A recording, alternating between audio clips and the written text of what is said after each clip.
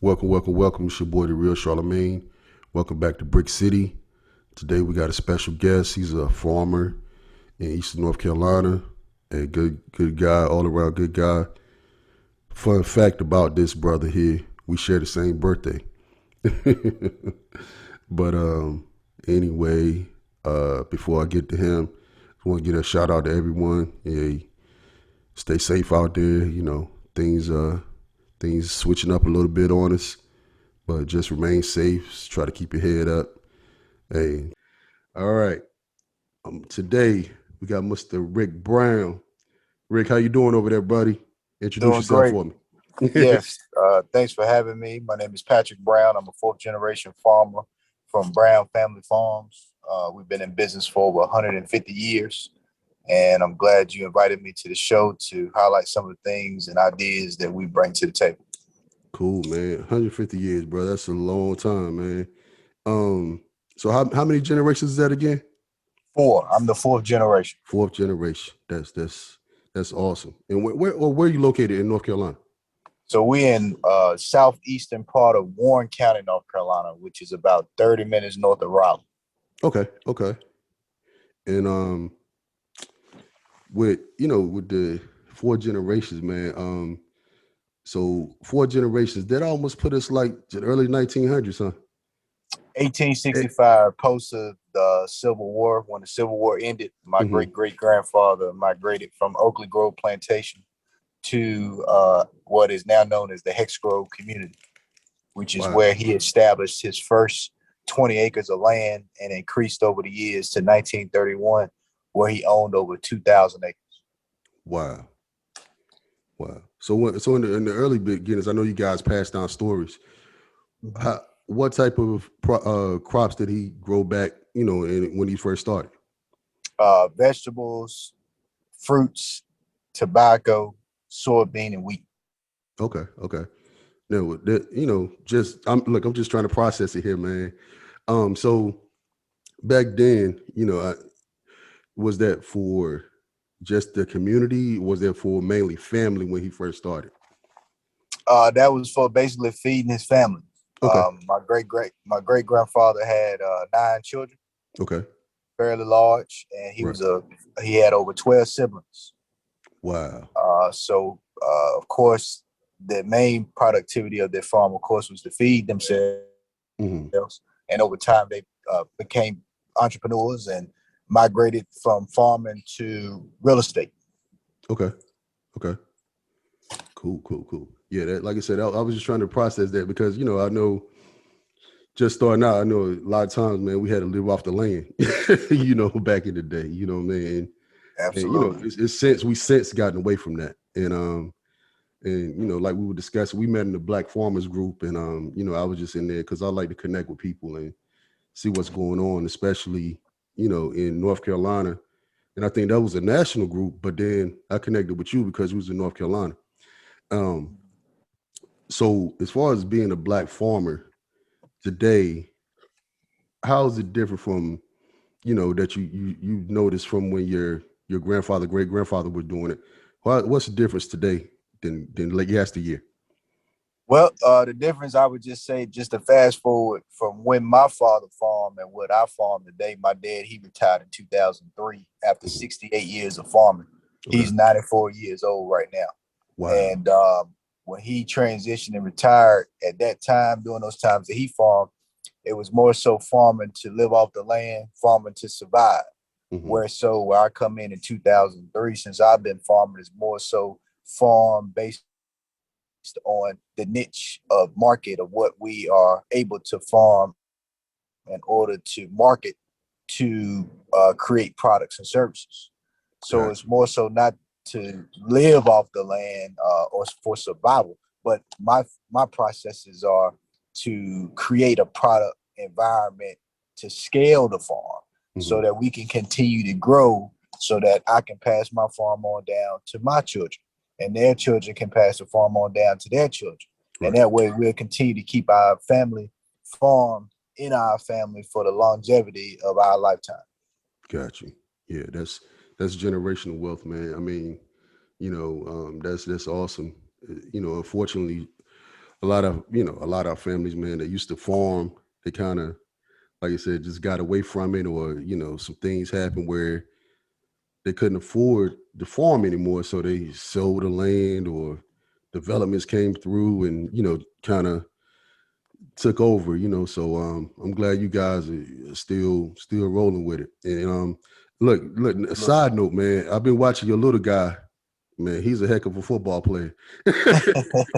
Yeah, he's in an area where they take football very seriously. We are he plays out of Northern Virginia, and they play year round. So he Oh pretty wow. much doesn't have a choice. When I play sports all the way through school and college, Hmm. where we had to actually figure out where we were going to play Right. in a particular day or evening in order to uh, do something with our energy. Where so the kids in this day and time, everything is made out for them. Yeah, There's no yeah, excuses. Everything that they want to do in life, they have the ability to do so. yeah, So I tell him all the time, find out what sports you can identify with, where you actually enjoy yeah. playing, and not just play sports just because that's what I did. I played every sport I could, but Right. didn't focus on one. Where so these kids now could just focus on one Exactly. and levitate their craft. Yeah, yeah, yeah. And like you said, man, that exposure, it starts way earlier, especially when I was coming up. It was like, I mean, back in the day, we didn't have no choice. I came from a small rural area, and we had no choice but to play all the sports, because if not, we Yeah, wouldn't have teams. that's right. So, That's right. Uh-huh. look, Same here. yeah, look, Yeah. so we had to play. Hey, football season over. Hey, the next week you had basketball practice. As soon as basketball practice is over, you had track or either playing baseball. So, Yep. it's one of them type things where it's like now, like you said, now it's like it's just totally different, man. The AAU circuit, all these travel teams and stuff, man. It's just like wow. But Yep. that's good, man. And much luck to the guy, man. He's a beast out there, man. I see him. Yes. For a Yeah, 7-year-old, yeah, yeah. he should be pretty good. Yeah, yeah, yeah. Like I said, just tell them to stick with it, man. Look, tell them gain a little weight. That's about it. Mm-hmm. Yep. Yep. Hey, look at these Exactly. kids. They keep getting bigger and faster, man. I'll be looking at my son. He played college ball at Wofford, and Okay. um Nice. and when he went to play, I was like, I thought he was good size, but when he was about going to the 10th grade, I took him to it was like a 3-star, 5-star camp or something like that, up in the mountains, and people from all over the southeast region was there, and we Mm. saw this kid. He was 6'6", like 320, but he was only 15. He like somebody Wow. parent. Wow. You know what I'm Wow. saying? So I exposed him to that before he got to college. So when he got to college, he didn't have a culture shock. But Yeah. Yeah. Mhm. but yeah, man, let's get back into this farming thing. Speaking of kids, I know you had a program over the summer, um, that parents could bring the kids out, let them actually go through the experience of working on the farm, and actually Yeah. learning what farming is about. How did that work out, and how's that working out, for you this summer? Yeah. So we each and every year we try to provide a life skill package to our local community, because when we were in school, we had vocational or economic courses Hmm. for life skills. Hmm. Now, in my rural community of Warren County, North Carolina, those courses don't exist in public schools. So I Hmm. thought of a way that we could actually provide some knowledge and insight during the global pandemic, because a lot of times these kids were just in home and they were doing learning online, and they also giving their parents a hard time because they couldn't go anywhere. Hmm. So we wanted to put that out to parents in the community that after the kids are done with their school each and every day, bring them out to the farm Monday through Saturday, Hmm. and we could teach them life skills on how to grow vegetables and other agriculture practices, and allow them to work amongst other kids and build a rapport Hmm. and a safe environment. Right. And if the parents felt that they wanted to stay there with them, that's fine too. And we still offer that program Mondays through Saturdays from 8 to 4 p.m. Okay. So we will always have that available to kids in the community. We provide a safe place for them to be able to work and also learn. And then who knows, maybe that can create a intestinal fortitude opportunity for children that want to become a farmer in the future. Right, exactly. Now, is that just for Warren County or surrounding counties as well? Surrounding counties: Vance, Warren, Granville, Halifax, Okay. Wake. I'm about 30. Furthest distance from all of those counties is about 30 minutes. The closest distance is about 10 minutes. Okay. So Okay. it's just up to So it's open. It's open those in the to area. everyone. Okay. If you look, Yeah, so it's open basically, to if you get everyone. there, you cool. Yeah. Yeah, you can get there. You can cool. All we ask is just you provide your own lunch. We have public restrooms and drinking water. Okay. Okay. Now, someone want to reach out to you with that.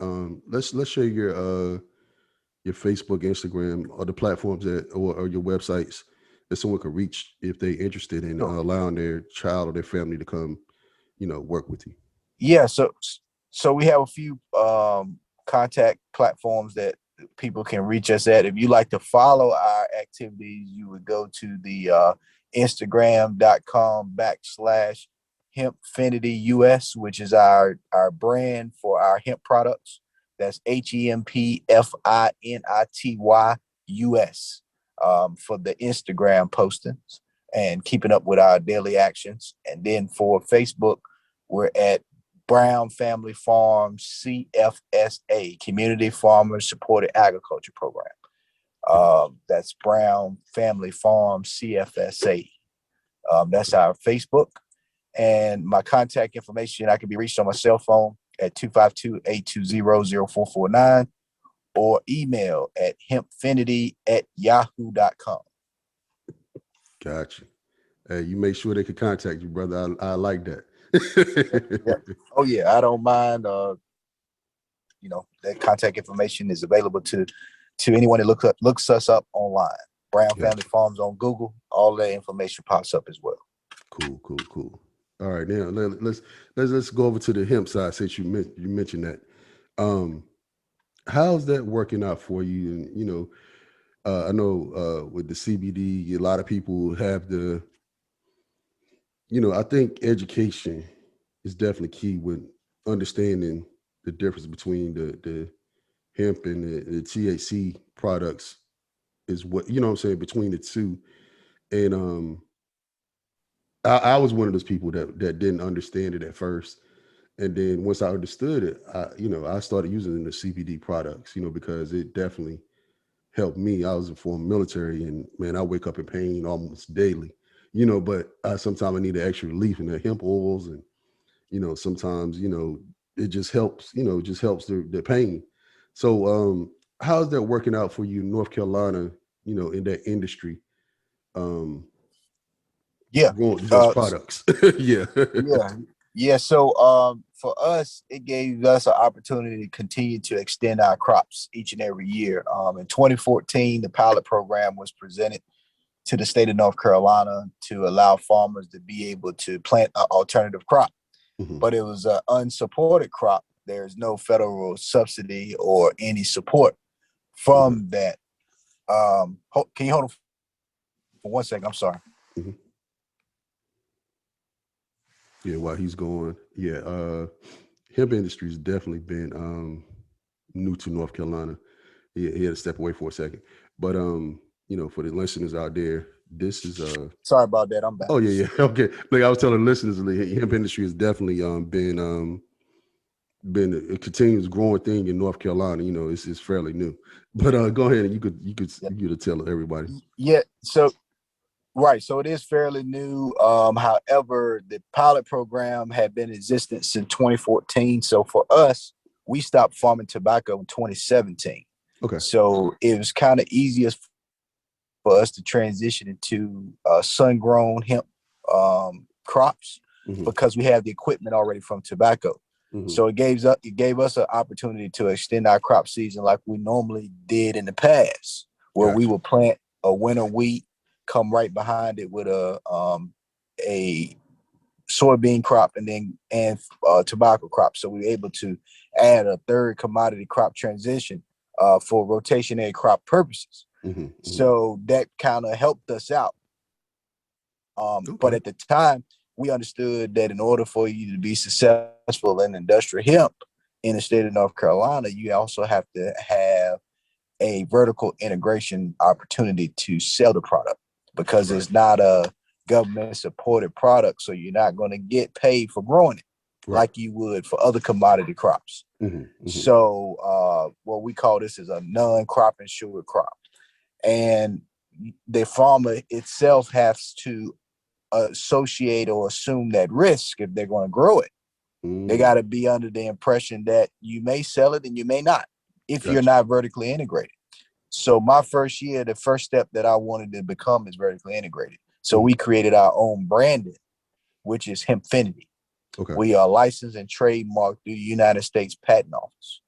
So once we created our branding, we're now able to grow, process, distribute all of our products in-house. And it gives us an opportunity that if we're not able to sell in bulk, we can break that product down and create product lines and actually sell those in a business format. And that's why we've been successful with it and able to continuously grow. So fast track to 2021, we went from growing sun-grown industrial hemp to indoor grown industrial hemp to now industrial hemp fiber for the textile community. So we're now able to not only focus on medicinal and holistic, we're now able to branch off into the manufacturing industry. And right now we grow about 175 acres of industrial hemp fiber just for the textile industry. And we do about 8,000 square feet of indoor grown CBD for holistic purposes. And we also now in partnership to bring a brick and mortar store to our community of Warren County, where we have a hemp store there in the community that's open from Wednesday through Saturday. So we're able to continue to slowly, thank you. We're able to continue to slowly grow. And the next phase for us is full medicinal for the state of North Carolina. So we're able to track closely and hopefully transition to legal marijuana. I know I was talking to a couple of people in because I used to deal with the USDA closely, had a couple of contracts with them, and so throughout the years I met farmers and things of that nature throughout the state, and I know that's been a big push to get the municipal piece passed. You know what I mean? And I think it's not the fact this is coming, just it's the fact of how they're going to regulate. I know that's the thing that a lot of people they just trying to figure out how, because I mean just the state of North Carolina, man, just where we live at, they gonna get their piece of the pie, so they got to make sure they get their piece. But yeah, man, you guys keep pushing, man. And like you said, I think education about that is definitely key, because like a lot of people just look at it as it's a horrible thing. We live in tobacco belt, and a lot of people just a miseducation about how things work. You know what I mean? Right. That's correct. And so do you do any type of educational programs, or you have information on your site about how the CBD works and how to utilize it, use it through your body, correct? Yes. So we also feedback for that sole purpose of what the purpose and intent of the plant is and how it's useful to the body. Then we also offer consultation service for startups and becoming a hemp farmer in North Carolina and in other states. Okay. Wow. That's awesome. I just learned something right there. Hey, so look, hey, people out there in the audience, if you're interested in getting into the industry, reach out to Rick and his family. They definitely they out there for the community and just try to create that wealth, man. I mean, because I know that industry, man. When it was opened up certain states, man, they didn't have enough products. You know what I mean? It was gone. And it's like I think we have enough land and the climate here is good enough to grow, all different types of strands of anything, So I think it's going to be really well once they open it up. And Correct. so also, so I see you do food baskets and vegetable boxes and things of that nature. Um, so you Yeah. grow those crops as well, or do you guys just Yeah, collect? we do about 11. Yeah, we do about 11. We grow about 11.5 acres of organic vegetables through our Okay. North Carolina Harmonized Plus certification. Oh, okay. Okay. So what type of vegetables do you grow out there? Oh wow, we grow about 60 to 70 varieties of organic vegetables, Hmm. from your peas to your tomatoes to your collards to your mixed greens, lettuces, mustards, turnips, bok choy, um, cabbage, corn, tomatoes, Oh wow. um, beets, Hmm. you name them, we grow them, and Okay. we Okay. we grow indoor and outdoor. We extend our seasons, um, and we're able to provide a community supported agriculture program to our community, which is very important to me Hmm. because in our county we only have one grocery store and Oh about 9 to 10,000 residents. wow. So that is one of the food traceability hubs that we're trying to create in our county, Hmm. where you can actually trace organic foods to your table. Gotcha. So if we only have just one grocery store, the customers that go there still don't know where that food comes from or Right. whether it's organic or non-organic. Hmm. So it's just to give people opportunity to um, come out to our farm twice a week, Wednesdays and Thursdays from 1 to 4 p.m. Hmm. We provide 1/2 bushel to 1/3 bushel boxes of fresh produce each week, um, in exchange for a membership that the customer can sign up for, Hmm. which can be weekly, quarterly, monthly, or yearly. Okay. And do you guys ship or you have to do a pickup right now? No, we are creating a delivery hub.